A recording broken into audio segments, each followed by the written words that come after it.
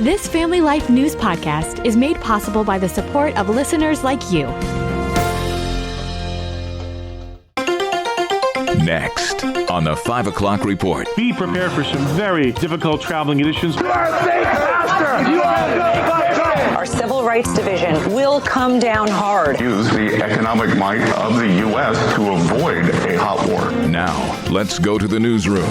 Watching for winter wipeouts. Good afternoon. Thank you very much for joining us. I'm Mark Webster. A painter's palette of colorful watches and warnings across the weather map this afternoon, covering much of New York and Pennsylvania. Already a lot of car crashes and road restrictions as a result of snowy, windy, and icy conditions. The same system that caused a 100-car pileup in Michigan today. A word of caution for those in or traveling to the snow belts east of Lake Erie and Lake Ontario. Be prepared for some very difficult traveling conditions owing to heavy lake snow and blowing snow that'll be producing whiteout. That has in fact been the case. Meteorologist Kevin Williams there. He's seen plenty of these scenarios over the years. His expert forecast coming up. Our other top story, how far is too far when it comes to protests? You are a fake pastor! You are a fake pastor!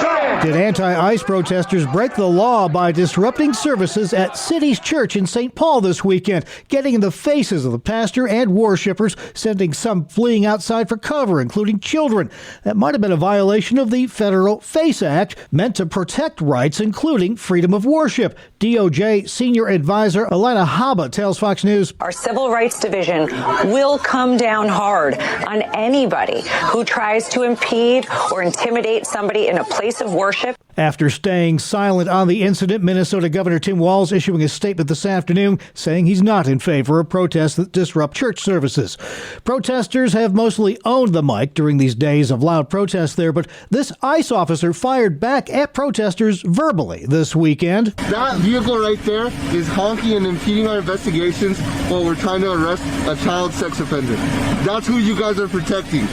Insane. But Minneapolis Democratic Mayor Jacob Frey remains defiant. This is, it's ridiculous, but we will not be intimidated by the actions of this federal government. The Pentagon's readying 1,500 soldiers to deploy to Minnesota if President Trump gives the word and opts to invoke the Insurrection Act. No decision on that yet, though. Should it become Greenland, USA? Treasury Secretary Scott Bessent says, yeah. He is able to use the economic might of the U.S. to avoid a hot war. President Trump says U.S. control of the Danish territory is critical, a matter of U.S. and global security, but says U.K. Prime Minister Keir Starmer, any decision about the future status of Greenland belongs to the people of Greenland and the Kingdom of Denmark alone. Some Danish allies, including Canada, have sent a small number of troops to Greenland, hoping to dissuade Trump from any possible hostile takeover. For now, it remains a war of words between Washington and Tehran over the brutal crackdown on protests against the Islamic regime. Their supreme leaders saying through a translator this weekend that the protests are America's fault. We consider the U.S. president a criminal for the casualties, damages, and the slander he inflicted on the Iranian nation. But Ramesh Seprad with the Organization of Iranian American Communities tells Fox News. The message here is keep pressure on Iran. What's really important is all political prisoners need to be free. So President Trump should set that as a new red line. Meantime, a U.S. carrier task group is closing in on the Middle East. That'll soon give Trump more military options if he chooses to exercise them. 3 high-ranking Catholic cardinals taking a dig at U.S. foreign policy. The archbishops of Chicago, Washington, D.C., and Newark, New Jersey issuing a joint statement reiterating Pope Leo's remarks to the Vatican, calling for a return to a, quote, diplomacy that promotes dialogue. Nearly 40 people have died after a high-speed train crash in Spain. This man, through an interpreter, tells about his survival. The first thing we noticed was a sudden braking, although we remained in place. But we didn't have time to react when in a fraction of a second, another, much stronger impact came, which caused suitcases, clothes and people to be scattered all over the carriage. The train came off its track Sunday evening local time, crashed into another high-speed train, leaving dozens injured as well, the deadliest crash in Spain since 2013.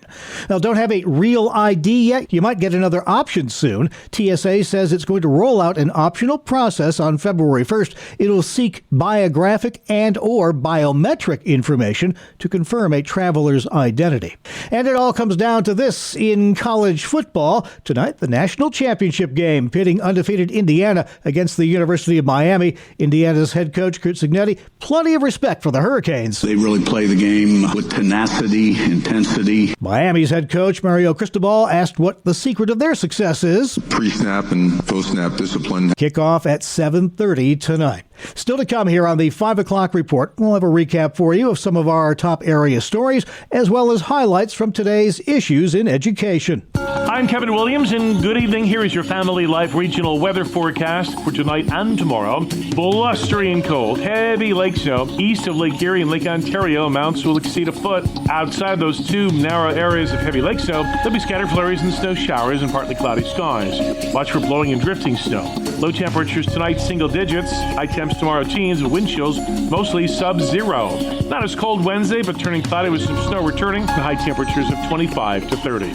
All right, thank you, Kevin. Now checking the stories making news where you live across New York and Pennsylvania. A 1-2 punch for a lot of Buffalo Bills fans, as if this weekend's overtime playoff loss to Denver wasn't hard enough. Many today just as bummed out about the team firing popular head coach Sean McDermott for failing to lead them to the promised land of the Super Bowl. ESPN's Adam Schefter. This was a team that struggled to get over the hump. Could not do it. Had a chance this year. Instead, they get 5 turnovers. People had talked about around the league. For as much success as Sean McDermott had, they felt like this was a team that sometimes played tight. They played tight. The Bills now one of several teams in tight competition for the right guy to be their next head coach. One rumor floating around this afternoon as a possible replacement, Seattle offensive coordinator Clint Kubiak.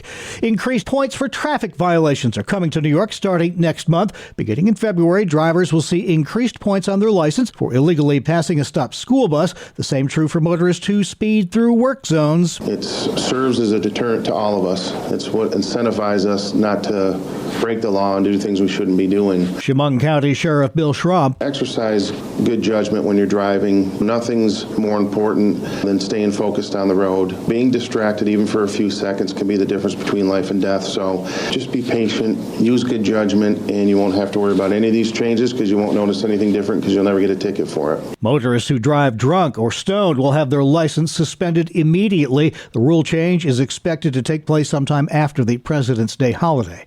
Well, the bleak midwinter for many of us and the lack of sunshine and warmth can cause seasonal affective disorder for some. Clinical psychologist Dr. Patricia Dixon. Seasonal affective disorder tends to be something that happens every single season, whereas when it's just winter blues, it's kind of like it fades. It's not something that lasts, and it's not something that has as much intensity nor as long of a duration. Dr. Dixon says symptoms of SAD include depression, exhaustion, and overeating. Light therapy and exercise can help. Daylight savings time begins Sunday, March 8th.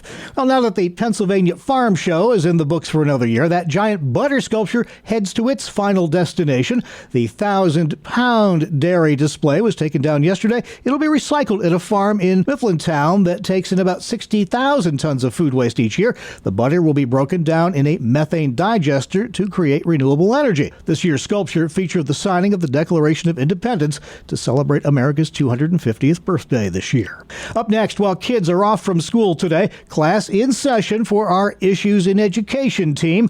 Our Bob Price exploring those issues with Ralph Kerr from the Teaching and Learning Institute in Houghton, New York. Here are some highlights. I want to begin with that big speech last week from Governor Hochul, the so-called State of the State speech. She spent a good deal of her time talking about expanding child care and pre-K in New York. She wants every 4-year-old in New York to have access to pre-K by 2028.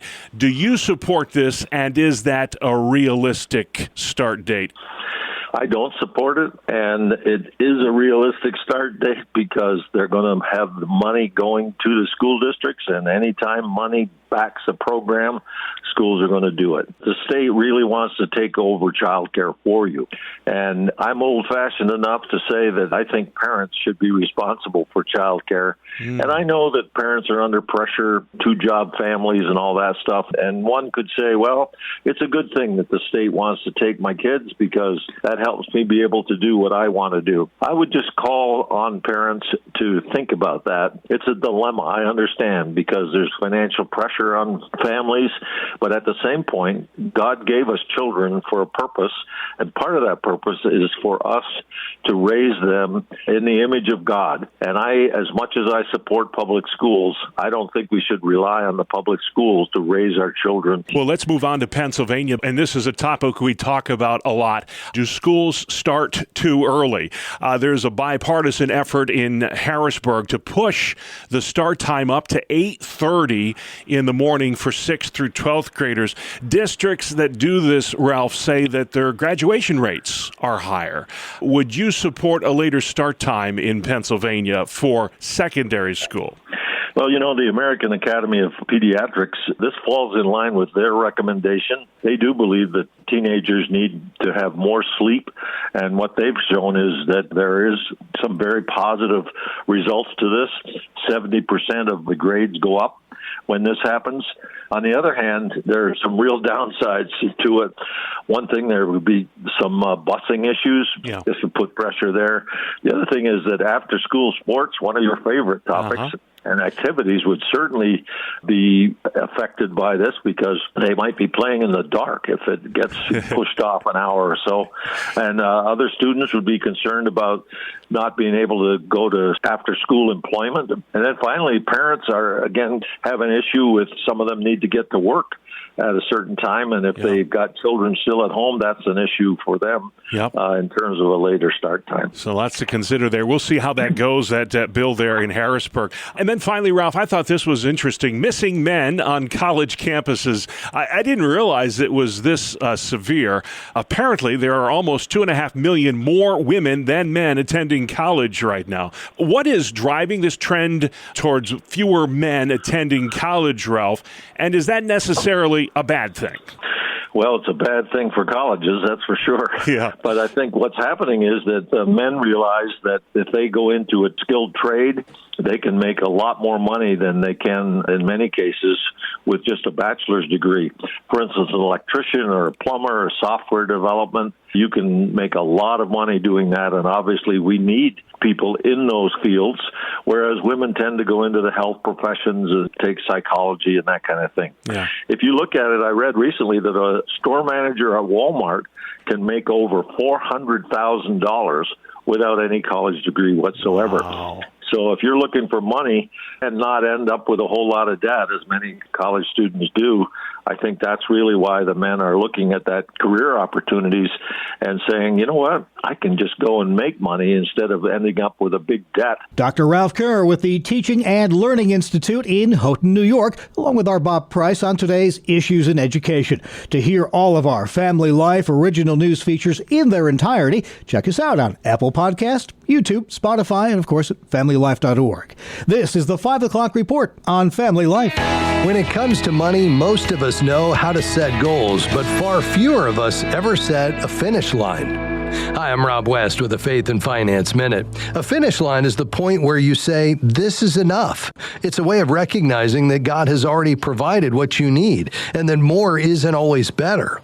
Without a finish line, lifestyle creep can take over, and contentment gets pushed further and further down the road. Setting a finish line doesn't restrict your life, it clarifies it. It frees you to save wisely, give generously, and resist the pressure to keep up with everyone else. Most importantly, it shifts your focus from accumulating more to stewarding well. Pray about your finish line, and let contentment shape your financial decisions. Discover the best Christian financial articles, podcasts, and videos by visiting our website, faithfi.com, or by downloading FaithFi, Faith and Finance from your app store. Thank you very much, Rob. Still to come on the 5 o'clock report, happy National Popcorn Day. Salted away a few crunchy kernels of popcorn trivia for you after weather with Kevin. I'm Kevin Williams, and good evening. Here is your Family Life regional weather forecast. An Arctic cold front's passage will pave the way for some very heavy lake effect snows in the snowbelts. Those areas will feature residents shoveling bigly. Everybody else is a story of shivering pretty bigly as Arctic air gushes into the region on the heels of some strong winds from the west. Our call for tonight and tomorrow: blustery and cold, heavy lake snow east of Lake Erie and Lake Ontario. Amounts will exceed a foot. Outside those two narrow areas of heavy lake snow, there'll be scattered flurries and snow showers and partly cloudy skies. Watch for blowing and drifting snow. Low temperatures tonight, single digits. High temps tomorrow, teens, with wind chills mostly sub-zero. Not as cold Wednesday, but turning cloudy with some snow returning and high temperatures of 25 to 30. Thank you, Kevin. Finally at 5, to the quirky 1972 hit Popcorn, played on a Moog synthesizer. Some buttery bits of trivia on National Popcorn Day. Zea mays everta. That's the one variety of small-eared corn able to become popcorn. The first popcorn dates perhaps all the way back to 4700 BC Peru. The pop is heated water inside the kernel, exploding that kernel to 3 times its size. It takes about 400 degrees to do it. Americans eat 17 billion quarts of it every year, including in movie theaters where it's a big moneymaker, though a century ago, many theaters banned popcorn. Too loud, too messy, they said. The first microwave popcorn actually patented in the late 1940s, though it didn't get popular till the 70s. And by far the most popular flavor is just butter. That's the world we live in for Monday, January 19th, 2026. Thanks again for joining us. I'm Mark Webster, Family Life News. Thank you for listening to this Family Life News podcast. If you've been encouraged by what you've heard, please share it with others and click the subscribe button to automatically receive future episodes. Family Life is a listener-supported ministry. Podcasts like this are made possible by your financial partnership.